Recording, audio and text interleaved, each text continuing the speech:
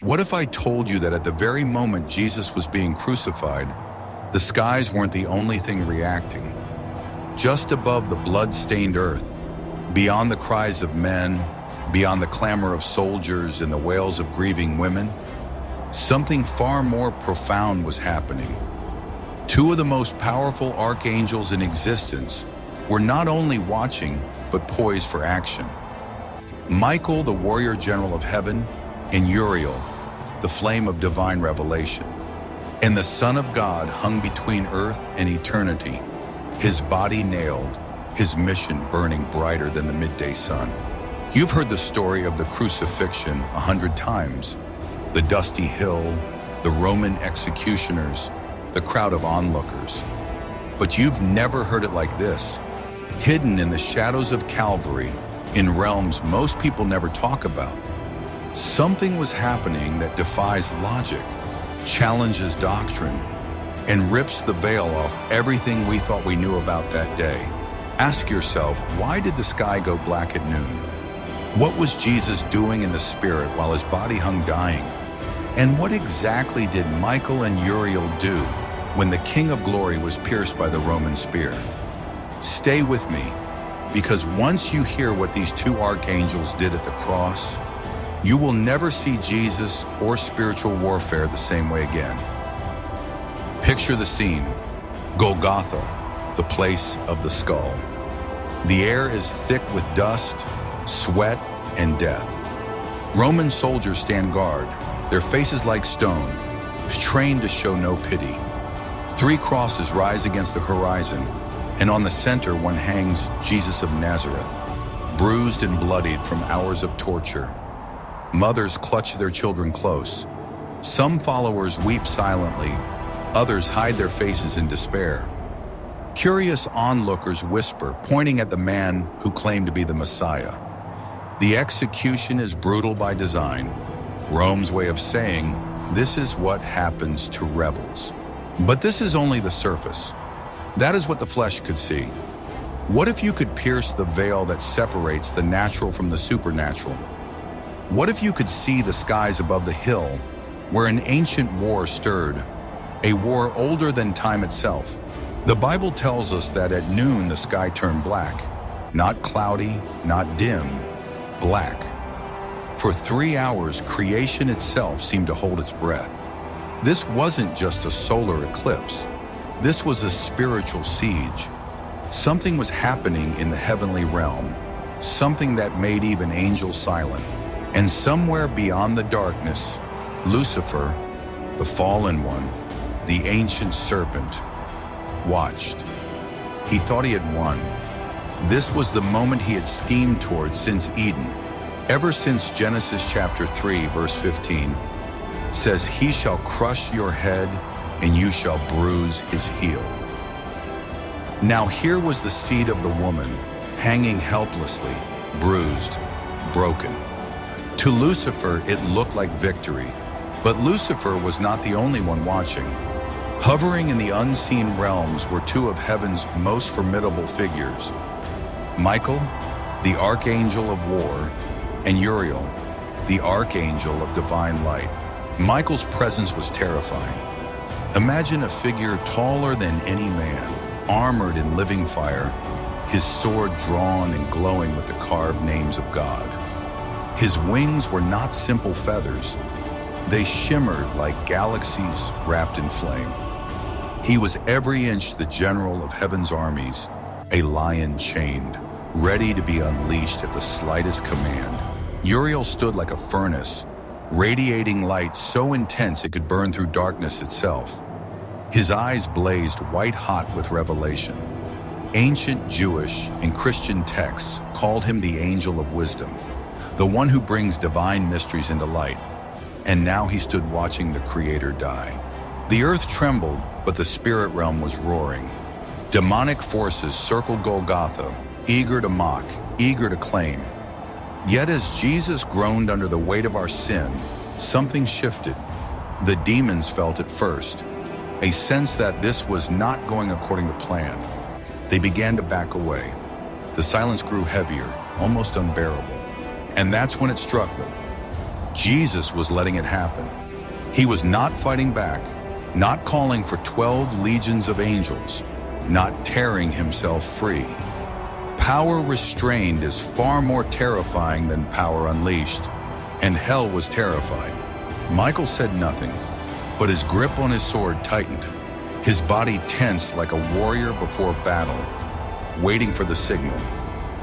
Uriel's face was fixed on Jesus, unblinking, his whole being glowing as though prepared to strike with light at a moment's notice. They knew something we didn't, because before the stars were born, before time itself began, there was a scroll, sealed with 7 seals, containing the redemption plan of God. Every prophecy, every promise, every step of history had been leading to this hill. At this hour, that scroll was opening. Jesus wasn't dying because he lost. He was dying because he was winning. The only way to win this kind of war was to go lower than death, deeper than shame, darker than sin itself, and then rise again from within it. Then it happened. Jesus cried out, "Eli, Eli, lama sabachthani?" My God, why have you forsaken me?" The cry tore through dimensions like thunder ripping the sky. It wasn't weakness. It was a summons, a signal, a command that shook heaven and hell alike. Michael turned to Uriel, not with fear, but with reverence. The king, though nailed to a tree, had just given an order that would change the course of eternity. No trumpet sounded, no thunder cracked, no angel swept down with wings spread wide. And yet in the spirit realm, every throne and every dominion felt it. A divine whisper that cut through dimensions. It was not carried by sound waves. It did not pass through human ears. It was transmitted spirit to spirit, straight from the soul of the dying Christ to the archangels, standing sentinel above Calvary. The command was simple: hold the line, guard what is mine. To a casual listener, those words might seem small, but when they are spoken by the eternal Son, crowned with thorns and bathed in his own blood, they shake the pillars of heaven. Suddenly, the air above the cross thrummed with authority. The silence wasn't empty anymore. It was charged with holy purpose. Michael reacted first. The general of heaven, the one who had battled the dragon in Revelation chapter 12, verse 7, says, "And war broke out in heaven. Michael and his angels fought with the dragon," now snapped into position. He wasn't here to slaughter Rome's soldiers or free Jesus from the wood. He wasn't here to avenge. His mission was far more terrifying to the forces of hell. He was here to enforce heaven's legal claim, because what was happening on that cross wasn't random torture. It was a transaction. Every curse, every rebellion, every failure since Eden was being placed upon Jesus like ink on parchment, and it had to happen without interruption. One whisper from a demon of confusion, one accusation that altered the covenant, and the transaction could be compromised. Michael stood like a wall, sword unsheathed, preventing any intrusion. Not a single dark spirit was allowed to cross the invisible perimeter he held. And then there was Uriel. Where Michael's presence radiated war, Uriel radiated revelation.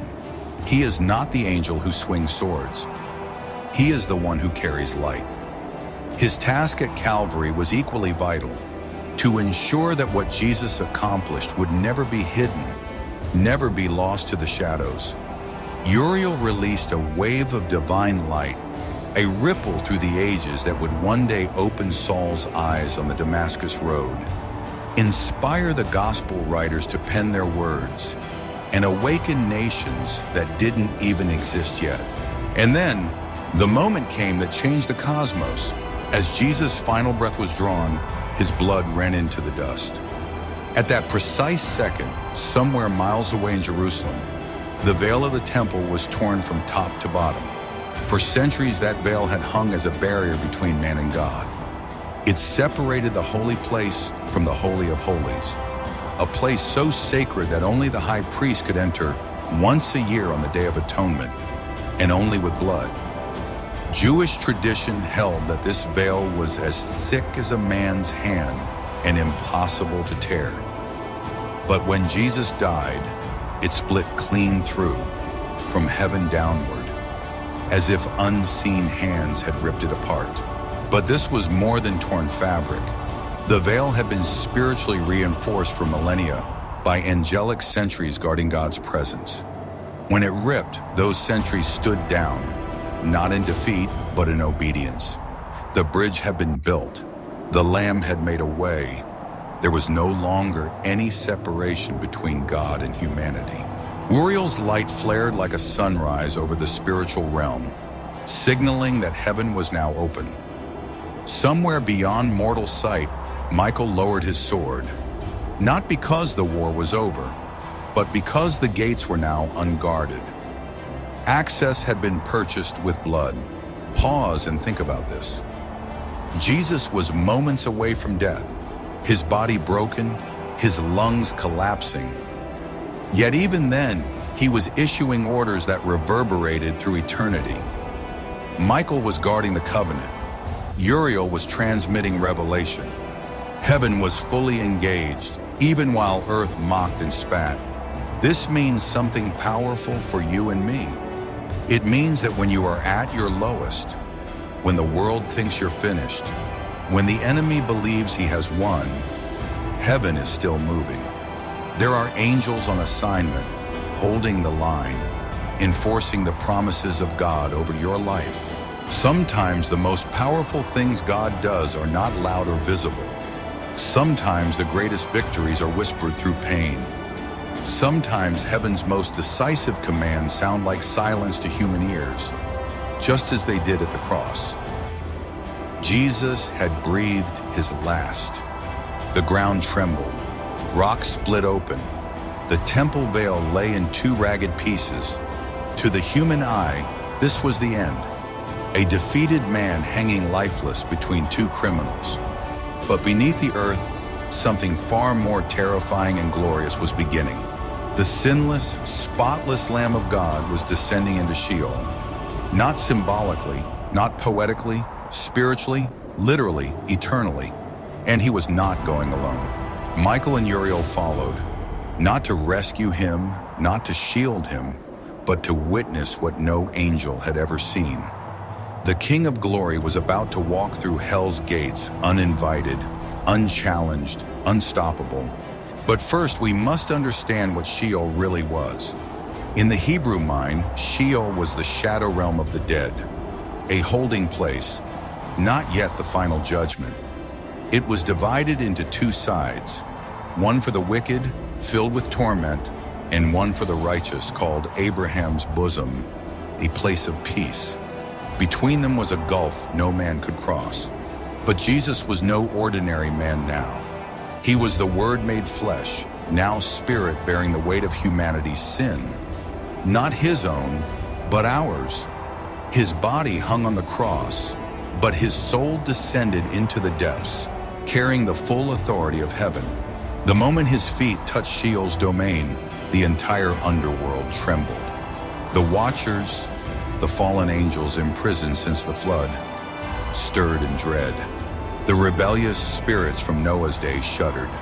The ancient enemies of God, chained in darkness, felt something they had not felt since their judgment. Fear. Something foreign was walking their halls, something they could not stop. Lucifer felt it too. He had left Golgotha satisfied, thinking the story was over. But now his kingdom was under invasion, not with armies or angels, but with a single man, scarred by the cross, yet blazing with divine authority. Jesus didn't sneak into Sheol, he marched. He carried no sword, no shield, yet every step carried the weight of eternal judgment. Behind him walked Michael, silent, his blade still drawn, not for war, but for witness. His presence declared that what was happening was lawful, a transaction in progress, binding for eternity. And then Uriel stepped forward, his light blazing so brightly that even the shadows of Sheol shrank back. He carried with him the sealed mysteries of God, truths hidden since before creation. One by one, he began to unseal them. The prophets had longed for this moment. Isaiah had spoken of a suffering servant who would be pierced for our transgressions. David had sung in Psalm 24, verse 7, says, "Lift up your heads, O you gates. Be lifted up, you everlasting doors, and the King of glory shall come in." And now here he was. The king had arrived. Jesus approached the ancient gates of death, older than any empire, older than the stones of Golgotha. He did not knock. He did not plead. He spoke, not loud, not dramatic, but with eternal authority. Open. And the gates groaned, not because metal moved, but because legal chains were breaking. The very structure of captivity was being undone. Then came the jailbreak.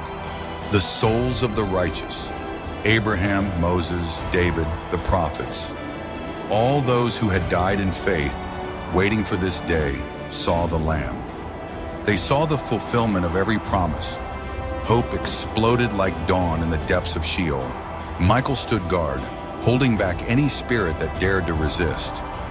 Uriel's fire illuminated every corner of the underworld, revealing the truth. The debt had been paid, and death no longer had a claim.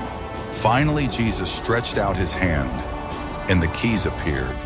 The key of death, the key of Hades, not forged by men, but etched with eternity itself. Lucifer could not stop it. No demon dared speak. And with that, Jesus turned to Michael and spoke three simple words: time to rise. Resurrection did not begin at the tomb. It began here, in the heart of death itself, when the captives were freed, when chains snapped and fell, when the king claimed back what Adam had lost. 3 days later, the stone rolled away, not to let Jesus out, but to let the world see that he had already won. This is why the cross is not just tragedy, but triumph. This is why the sky turned black, why the veil tore, and why two of the greatest angels in all creation were silently standing watch over a blood-soaked hill. It was divine strategy, not defeat. Michael knew it, Uriel saw it, and now you do too. So I ask you, what does this mean for your own battles? If heaven could orchestrate a plan this perfect, if angels stood guard over the most hopeless moment in history, do you think God has forgotten you and yours? Even when it feels like the darkness has won, heaven is still moving, angels are still holding the line, and your victory may already be in motion, even before you can see the sunrise.